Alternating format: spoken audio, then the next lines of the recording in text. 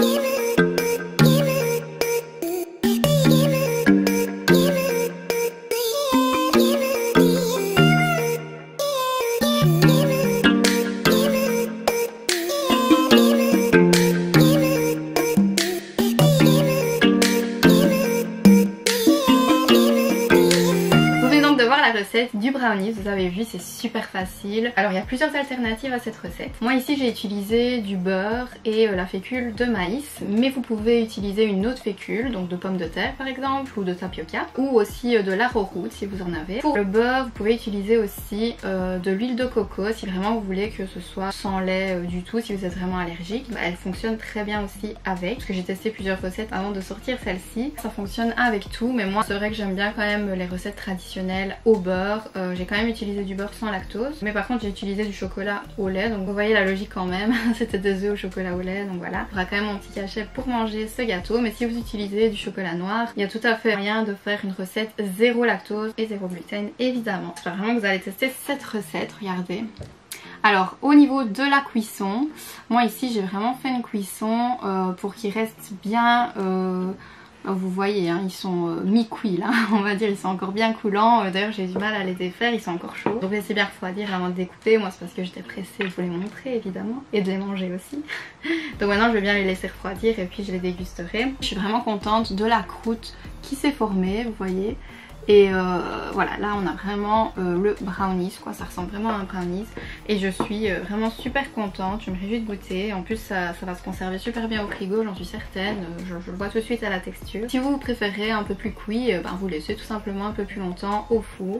J'ai utilisé un moule de 18 cm sur 18 cm. Donc là aussi vous pouvez varier si vous voulez qu'il soit un peu plus épais ou un peu plus fin. Je vous laisse avec cette recette, j'en ai d'autres en magasin, donc j'en prépare d'autres pour vous. N'hésitez pas aussi à aller sur Instagram pour voir les autres recettes qui ont été faites et qui ont été postées. J'espère vraiment que ce brownies va satisfaire vos envies de chocolat. Si vous avez aimé, mettez j'aime à la vidéo et abonnez-vous à la chaîne pour voir toutes les autres vidéos qui ont déjà été faites et me soutenir un maximum, parce que j'aimerais vraiment que cette communauté s'agrandisse, parce que c'est important pour moi quand je vois les beaux commentaires que je reçois de personnes cœliaques à qui ça a servi ces petites vidéos. Ça me fait super plaisir. Donc j'ai vraiment envie de développer cette chaîne au maximum pour aider au maximum justement toutes les personnes qui sont cœliaques et surtout celles qui viennent de le découvrir et pour qui c'est très difficile.